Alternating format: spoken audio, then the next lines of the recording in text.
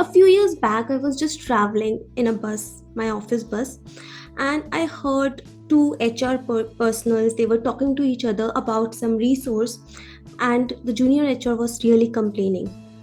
She was saying that, this man is really useless. We need to get rid of him, do something about him. And then the senior HR, she wisely said, yeah, this man has also got a broken marriage. Recently, he got divorced. He is so useless. And that moment, I realized divorce is still a taboo. People who are divorced, who are undergoing some kind of divorce or broken relationship, get judged across different areas of their life, and they are left with no option but to struggle silently. So, when I came across Noah, I felt yes, I need her to be here with us and share her journey about divorce and recovery from there.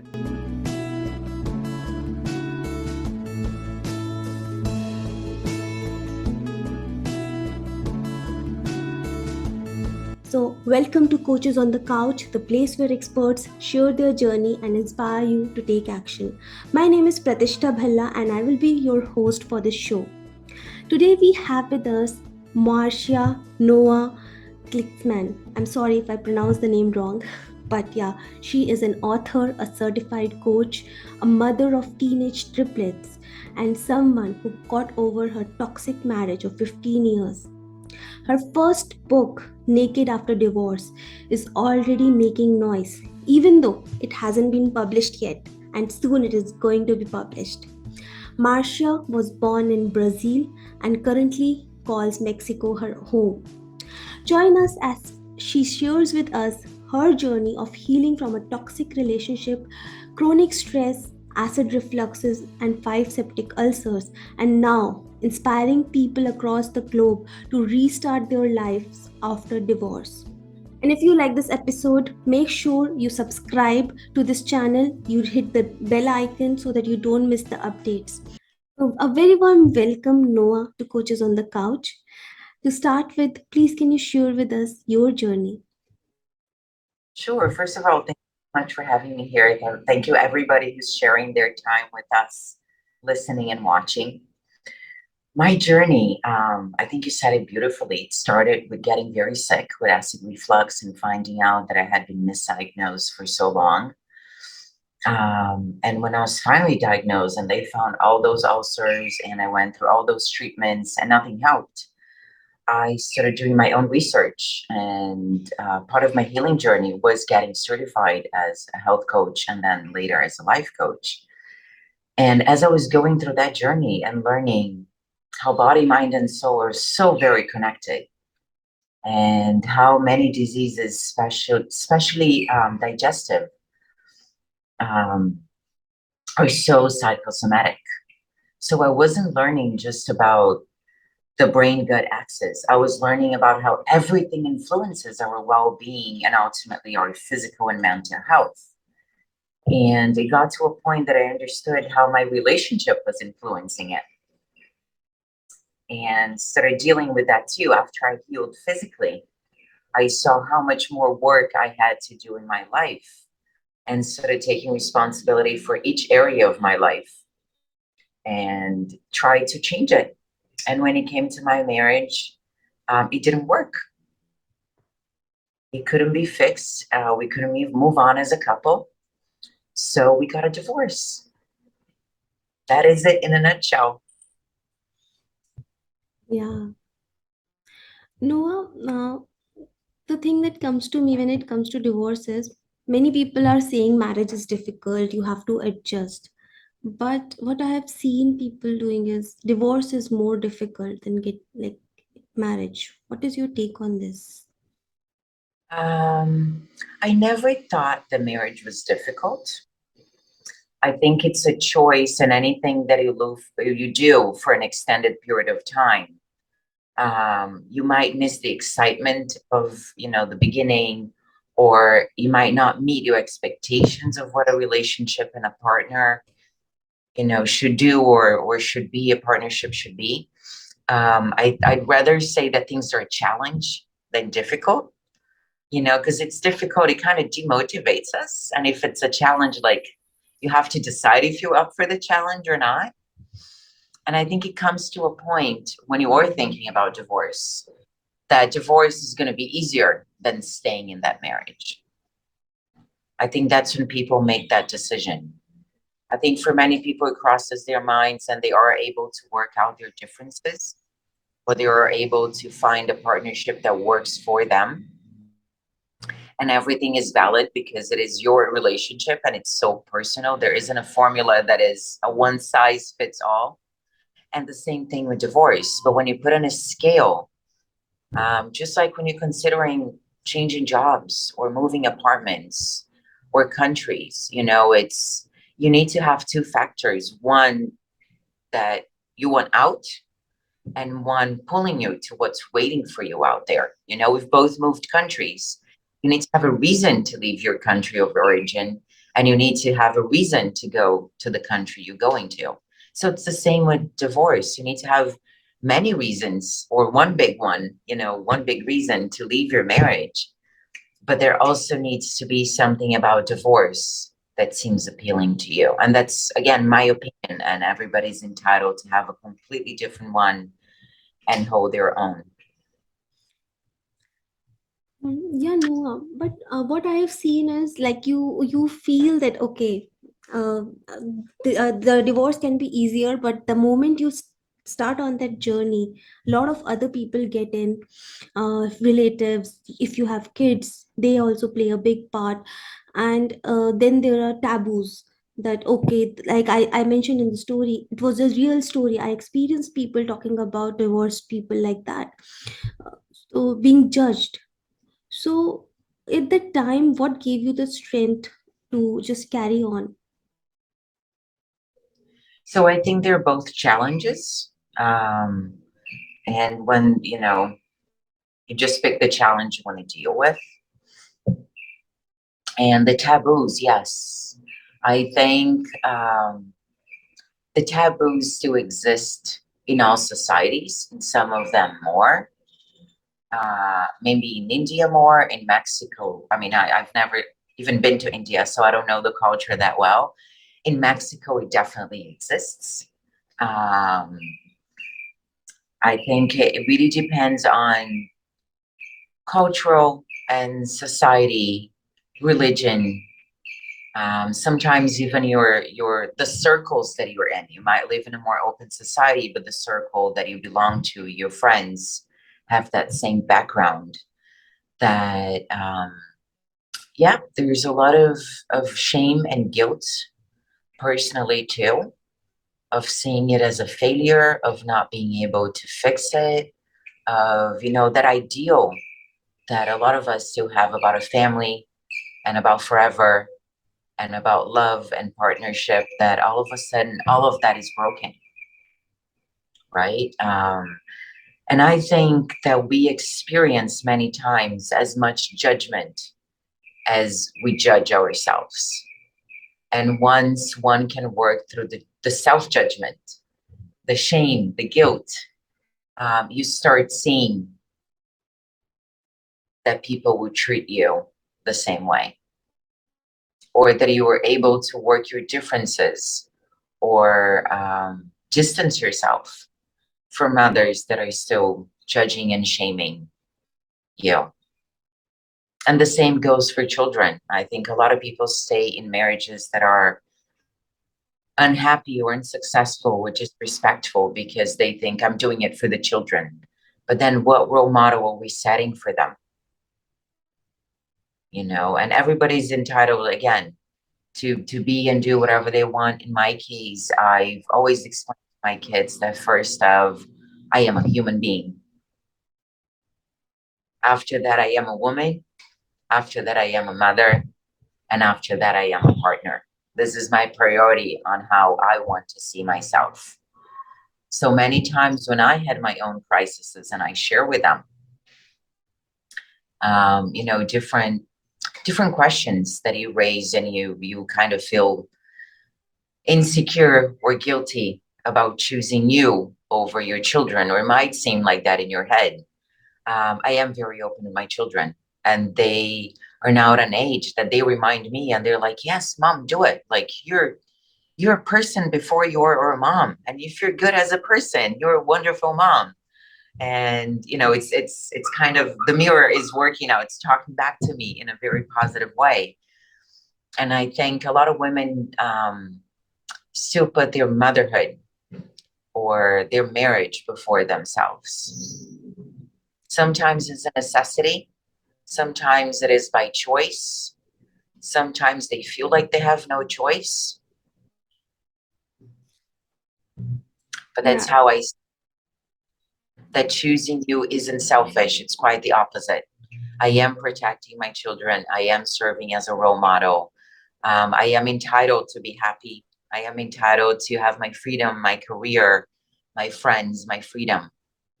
And if a marriage or any kind of partnership or relationship is even attempting to take any of that away from me, I should walk away and I should choose me. Yeah, Noah, you are mentioning a very important point, and I think that is a common thing between Mexico and India, because in India also most women that I meet, they put their family, their kids, their husbands before them, so much so that after few years of their life they are regretting that I'm not getting the respect I deserve, because maybe they forget to. It's not, I can't blame them, it's the cultural thing also, because we are always told, how can you be so selfish? You are not taking care of your child. How can you get that vacation? So, what prompted you to like teach your children that I am a human being first? Or was it always like that, or did something changed for you? I think I always had that vision of wearing different hats. I wasn't just a mom. And that was very clear to me even before I got married that I wasn't going to wear just a hat mom and throw all my other hats away. I want to be the professional. I want to be the woman. I want to be the friend. I want to be the spouse. And many other hats that we encounter be less often along the way. And I've always been very open and honest with them as well. And I think that when I started my coaching journey and my coaching career, I started implementing a lot of the tools right away. So there was a big change at home when it comes to nutrition and the pace of things and being aware and respect and different communicating as well. And kids just pick up through sponges, right? And now that they're becoming teenagers, they're transitioning from being sponges and putting that into practice. Hmm. And I am really grateful that to see what parts they picked up and are using to understand me, to have better relationships with me, themselves, and everybody else, because that allows them to be, a human being first as well. When they are in school, they're not the student. First, I'm a person and I deserve, respect as a person. And then I'm a student. And at home, it is I am a person. I deserve that respect as a person and not different treatment because I am your child. We're talking about different things as from discipline to, their rights and duties at home. And I think it's a wonderful way to see ourselves and to see others. So Noah, I heard that you hold workshops also. You conduct some workshops and you help other women in the who have undergone divorce. So if there is a woman who had never put herself first, it was always her husband and the children, and suddenly the dynamics changed. So what are your tips that you give to them, or and you can give us to our viewers, that they can apply, that they apply and they get out or and start loving themselves, accepting themselves? Funny you ask because the workshop this week is self-love as a habit. That's the topic. So I'm very excited to explore that one with you. I think before I give the tip, I want to share something that I think it's essential for anyone looking or going through change. Many times we expect that transformation to be magic. Just, snap my fingers and I will understand. So, if we do deeper work, like we do on the workshops and one on one, it can happen almost immediately, but then you need to practice, put that into practice. It's not just in your head, right? It starts in your head because that allows you to do it with ease. So understand that it is a process. Going from A to Z, you still have to go through B, C, D, have to go through every letter. So break it down, go from A to B, have smaller goals and say, I am going to do something every day for myself. And then start building and going through that process. And it can be something very little. I remember one of the first things I started doing was I noticed that I got quite irritated picking up the kids in school. And I was not in the best mood when I saw them. And I started thinking, why? And noticing that it was, that confusion at the entrance of the school, like the traffic and the honking. I was very sensitive to all that noise. And then going into the school and again, the noise and I just realized that I was very sensitive to noise. It had nothing to do with picking up the kids. It had nothing to do with that time of the day. It had nothing to do with anything or anyone else. It was me. So I started just taking a few minutes before, or even in the car, because sometimes we just don't have the time to stop life and dedicate it to ourselves, especially in the beginning of our journeys. I started listening to really uplifting music, just music that made me happy. I did not meditate. I did not listen to music that made me relax, even though I've been meditating for over 20 years. I just wanted to be like, sort of get my happiness meter, like at such a high level that it would balance out what I was experiencing. And then creating that awareness that the noise is what was making me upset, and trying to just observe the noise instead of suffering from it, instead of absorbing it into myself. Um, but anyone can pick anything. You can start from something that bothers you and work your consciousness, or a solution that works for you. You can take just a bubble bath. You can go for a massage. You can go for a walk. Like, not everything demands a lot of your time or your money. You can make your favorite meal. Not ask anyone else what they want for lunch or dinner. Like, you're the one making it. You decide. Start making your favorites. Um, Start making things that are less complicated, and dedicate some of that time to dance in your living room. Sometimes it's just wearing a pretty dress for no reason, like I'm doing today. Could be the little things. It doesn't necessarily need to be, turn your life upside down, or have unlimited resources when it comes to time and money. Sometimes it's just calling a friend and having that virtual coffee and saying, hey, we haven't found the time to meet and have coffee, or, now I live in a different country. Let's have a virtual coffee for 10 minutes in the morning, or talk to a friend on the way to work, or dropping off the kids in school. It's the simple things. And so now that I've given this really long background, another tip that I want to share is sort of create a menu for yourself. Just brainstorm with yourself, or as you go, make a note of the things that give you pleasure, that make you happy. So when you don't have an idea, or when you don't know, some days you're just kind of overwhelmed. I had a day like that yesterday, and it was just like, I'm just going to stay in bed today. I am going to postpone everything. I'm going to reschedule everything. And that goes back to what we were talking about, the shame and the guilt. So once I don't judge myself and I don't feel bad for doing that, I don't expect anyone else to judge me, or, have any kind of negative feelings against me. And if they do, we also need to decide what kind of relationships we want to have, and what kind of people we want in our lives. And honestly, they're about 7.5 billion people today in the world. It is okay to not get along with everybody. It is okay if not everybody resonates with you. It is okay if not everybody is your friend and your cheerleader, as long as you are.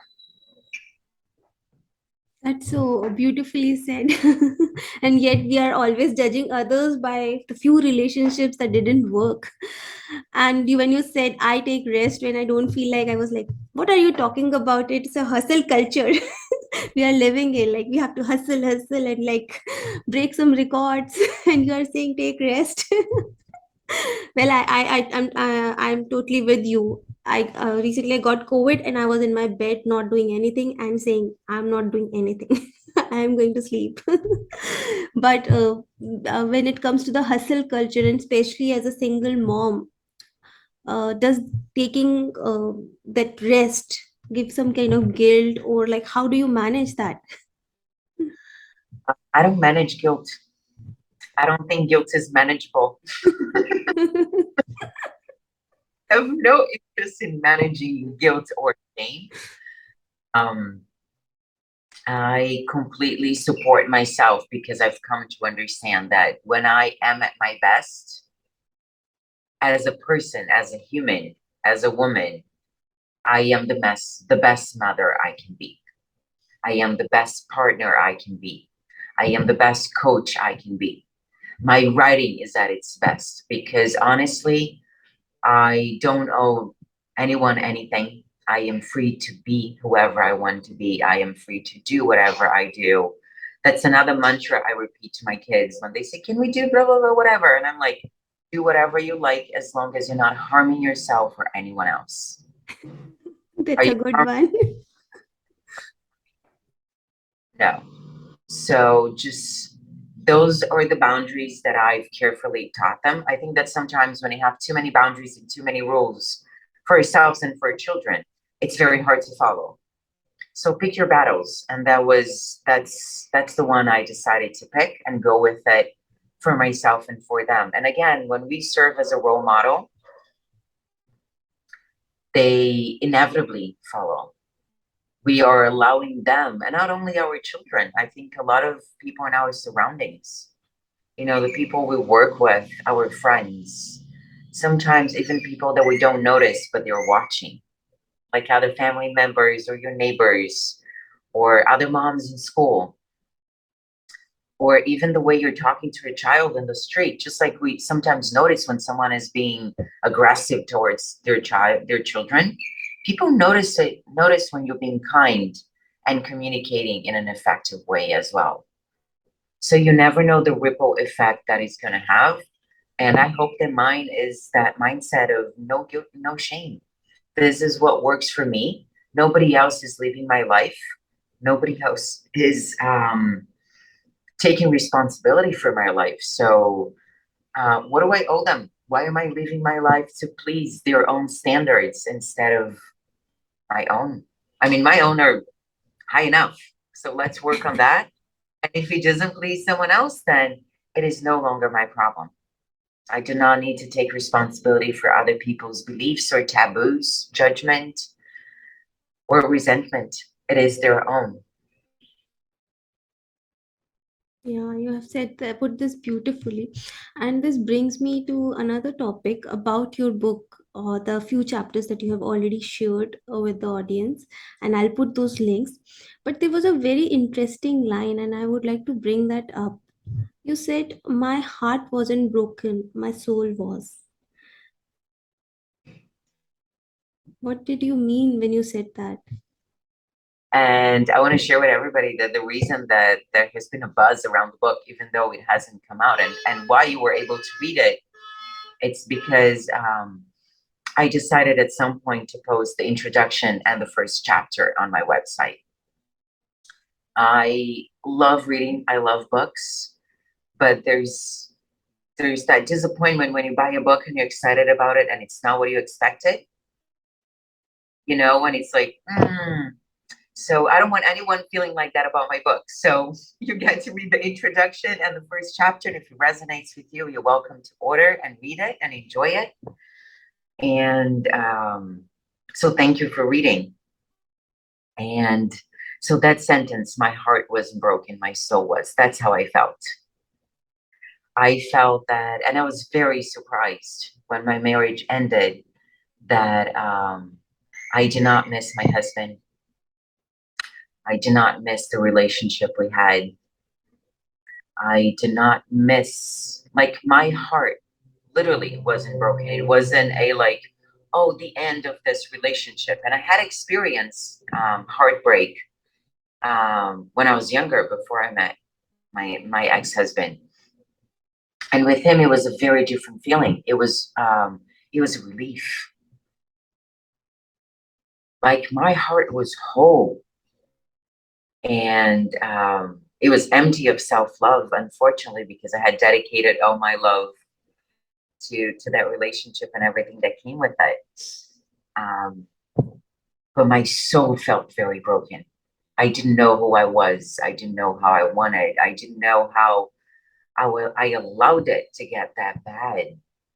You know, the relationship and how it affected my whole life like a domino effect, just like everything collapsed. So I felt very broken, very, very broken. Like my soul just, like I didn't belong with myself. And that is a very hard feeling of not recognizing yourself in so many aspects of, you know, where did my confidence go? Where did my independence go? Where did my opinions go? I kind of felt that I blended so much into the we that there was no me left. And that's what made me feel that way, that my heart wasn't broken, but my soul. Mm. No, and I think a lot of people would recognize with this, with what you are saying, because when I'm working with people, I notice that there is a lot of shame around their own body after getting away from this intimate relationship. So, how can one overcome or deal with this shame from of the own body that they are carrying with them, not feeling whole enough, me enough? So I also addressed that subject in the first chapter, right? The the stretch marks and the cellulite and like so many signs that are natural to my age. I am 45 today, right? The book is about a few years back, but I was already in my 40s. I am a mother of triplets. Um, my skin is pretty fair, so that also affects, you know, the amount of wrinkles that I get with time. And I talk about that in the first chapter of you know, the last time someone saw my body in an intimate situation, I was in my 20s. Like it looked very different, and it was, as the other subjects that we said, it's the same kind of shame that we feel in all other aspects of our lives. And once I understood that those are signs of age natural to my age. This is just nature. It's just like looking at a tree, you know, when it's still growing and saying, oh, let's shame that tree for not giving fruit. Well, it's not there yet, you know? And that was a comparison that came a lot to my mind. Because when we go to a forest, we don't judge the trees, they are all different. And some of them are bigger, some of them look stronger, some of them have more branches, some of them give more fruit, some have, you know, flowers that may look more beautiful in our eyes. And I just started looking at people that way and looking at myself that way. You know, I am a wise tree with a lot of branches, and my branches are my kids, my career, my friends, the places I visited, the lives that I've touched. And I stand strong and tall and proud. And I think every tree should stand like that too, right? And we nurture each other, whether we know it or not, through as trees, as you know, the roots. And as people with the energy that we have, if we are smiling an honest and genuine smile, and you own how you feel and you own what you want, we end up inspiring other people. That's another very interesting thing that I came to realize. My vulnerability allowed others to be vulnerable. So if my vulnerability came from an honest and genuine place of pain mixed with relief and joy and doubts, and it's not just one feeling. We're very complex beings, and we are allowed to feel more than the pain that divorce brings. No, I Is that think you have gone through a long journey, and what you are talking is coming from a lot of wisdom. Because the moment you are mentioning the word judge, you are not judging yourself. I think that is a big saboteur, also, as we say, like we end up judging ourselves, and then we judge others to justify our own problems. So many times, people like getting rid of judgments. I feel I think it's not that simple. So, any simple thing one person can do to just stop judging? mm, wow, that's a big one. Stop judging. Try to understand where the judgment is coming from. Is it coming from your culture? Is it coming from religion? Is it coming from what you learned from your parents? Is it coming as a need to be accepted in society? If we don't judge those people, we might not belong with this group of people. Is it coming from your own fear? Because you would like to be doing what they're doing, but you're judging yourself. You're stopping yourself from being that person. So it's easier to judge someone else than to judge yourself publicly. Maybe you're just joining in some good old gossip and you don't even realize. So understand where that's coming from and decide if you want your beliefs, your taboos, your judgment to come from that background, or if they are your own. And after that, decide if you want to keep them. We are free to decide and change our minds at any given moment, right? You can Yeah. wake up in the morning thinking, I want to judge the divorced moms in school, and you can get to school and decide to give her a big hug and say, hey, I heard you're going through divorce. I don't know what you're going through, but I would love to go out with you and get your mind off things, get my mind off things that I'm going through, and just, have a girls' night out or a girls' afternoon out. Um, when are you free this week? You know, and there goes the judgment, and get to know them as a person, not as a divorcee or the mom from school, as a person. Like, leave some topics off the table. Let's not talk about our marriages. Let's not talk about our kids. Let's find things that we have in common as women. Let's join a cause. Let's start a book club. Let's, like, do something for ourselves as a collective, if doing it alone is more of a challenge. And then create your own community of empowered women that made that decision to not judge themselves and others. I think what I understood is if you want to get rid of judgment, you need to be very cautious, reflect a lot, and take action. Like if you are judgmental about someone, go out and speak to them instead of just judging. And when you are speaking, don't don't take out topics that could be bad for that person. Just be sensitive to them, and that can help us in overcoming our own judgments.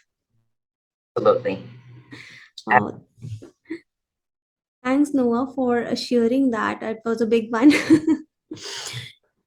Noah, sometimes divorce is also not that easy, specifically for people, for women who are in another country, another part of the world. For example, they have traveled to another part of the world with their husbands. They are not having the job. They are taking care of the kids while the husband is earning the money.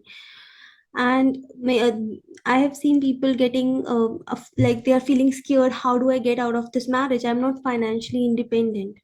So how can they get that financial independence, or how can they make that decision? So this is a phenomenon that I think very few people are aware of today in the world. And I love talking about it because it starts with that collective awareness. And I'm a social activist here in Mexico with that. I work with different organizations and we provide support for foreign women that got stuck here because of that situation, me being one of them. Many times when we relocate with our families, still to this day, the man is the one offered the job, right? Even if the woman is offered something, is the pay is different, the responsibility is different. Many times our careers suffer because we choose family stability and financial stability. And it's also a wonderful experience, right? To get to live abroad and see another culture. And I mean, we all know it's an adventure, and why not? And then what happens? It puts us in a few different situations that you might not be aware of as one of those women, and I certainly was. First of all, we become financially dependent. Even if you were offered a different job within that company, usually the pay is very disproportionate. So if you split up, you cannot maintain your family, even if your lifestyle changes drastically. In many of those instances, especially if you go into developing country, is paying for health insurance, is paying for your kids' education because they go to private school. It's different expenses that you might not have had if you lived in a developed country before. Um, you you can't. I mean, as an adult, you can leave the country, but you cannot take your children back home. We are left isolated. We don't have the support system that we would have in our regional countries or other places that we've lived for longer periods of time. So women are in a great disadvantage. We are isolated socially. Even if we do have friends within that community of foreigners or locals, it is not the lifelong relationships that we had and we can count on. Many times we have the language barrier that within that community we can live in English, but then when you have to deal with the legal system or with anything else, you're lost. Also culturally, not just financially and the language. So if you add all those factors, we are at a great disadvantage, and many women decide or forced or see no other option but to stay in that relationship as a survival mechanism, just to survive, to ensure that their kids are still taken care of, that they have a roof over their head, that they have food, that they can go to school, because all of that would be taken away if they left their husbands. Of course, that really depends on the kind of relationship you have and how abusive the partner is. And yeah, I think that is also a great magnifying glass. When someone has that quote unquote power over another, how they react is a big red flag. And a lot of us only become aware of it when we are already in the situation. And then dealing with legal systems that many times are slow or ineffective. And this is worldwide, right? It's not just in developing countries that the laws sometimes don't even exist. For example, in Mexico, domestic abuse is not a crime. So violence, any kind of violence, Not. physical, medical, financial, it is only a crime if it leaves permanent damage. So unless someone mutilated someone, so even having multiple fractures or horrific bruises, if you didn't cause, if you even a concussion, if you didn't cause permanent brain damage, or if your arm will go back to perfect functioning after years of physiotherapy, that is not a crime because no harm was done in the long term. Same goes to death threats. Threatening someone of killing them isn't a crime unless you have proof that your life was in danger. So if someone pointed a gun to your head, um, good luck proving in court that that happened, including that the gun was loaded. Because if the gun wasn't loaded, there wasn't real any danger. It was just psychological abuse and violence. And so that is a phenomenon that's happening around the globe of women that not only at home, but they get stuck into even tougher situations because they never get to go home. And they have to deal with this without support system, without the finances, without their basic human rights. And like I said, many times they choose to be in that situation as as a coping mechanism for survival. I think that's quite new to me as well, because like that seems to be a violent society in that case. Like you can beat someone up, you can do anything you want, and the Yeah. A uh, very example, but I just want to create that awareness mm, that it goes into extremes. Even if someone is caught in an extreme situation like that, sometimes you're completely unprotected and on your own, and we still choose to leave. Still on that scale, we choose to battle and to fight for our freedoms and our rights and create the change, because if not, this is a cycle that's going to keep repeating itself. So this is how I try to, this is my very little contribution to trying to make the world a better place. It's first of creating that awareness. If you are going abroad, make sure that you have that document saying that you are allowed to travel with your children anytime you wish, anywhere. And if it's not anywhere, it's at least your country of origin. Try to get your finances in order. And in order could mean anything to you. It could be splitting the money. It could be having part of the money on your under your name. It could be having you in charge of the finances. It's whatever makes you comfortable and feel safe without having to depend on another. yeah. So instead of just thinking nothing is going to happen, they need to take that step, not only for themselves, but maybe for the children, so that the cycles are not repeated, as you said. Any change um, needs to go hand in hand with action, right? Information is power only if you use it. If it's just in your head, then what changes?